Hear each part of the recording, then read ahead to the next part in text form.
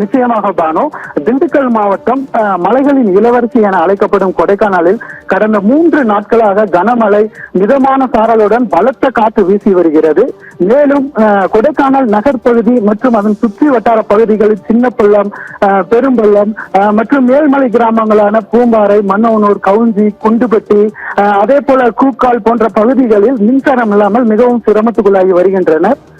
மேலும் கொடைக்கானல் மற்றும் அதனை சுற்று வட்டார பகுதிகளில் வனப்பகுதியை ஒட்டியும் வனப்பகுதியை கடந்தும் உயர் மின் அழுத்த கம்பிகள் மிகவும் தாழ்வான நிலையில் சென்று வருகிறது.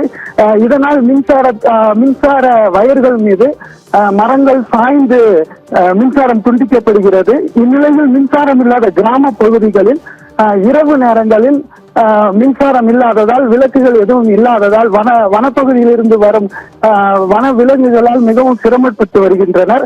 மேலும் அடிக்கின்ற இந்த சூறை காற்றினால் முற்றிலுமாக விவசாயம், வாழை, பீன்ஸ் போன்ற விவசாயங்கள் அழிந்து கிராம மக்கள் மிகவும் சிரமத்துக்குள்ளாகி வருகின்றனர்.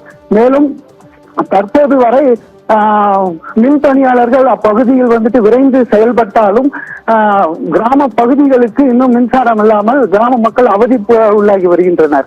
இதனால் மின்சாரத்துறை மேலும் ஆட்களை அதிகப்படுத்தி மின் இணைப்பை தர வேண்டும் என்று கோரிக்கை எழுந்து வருகிறது பானு.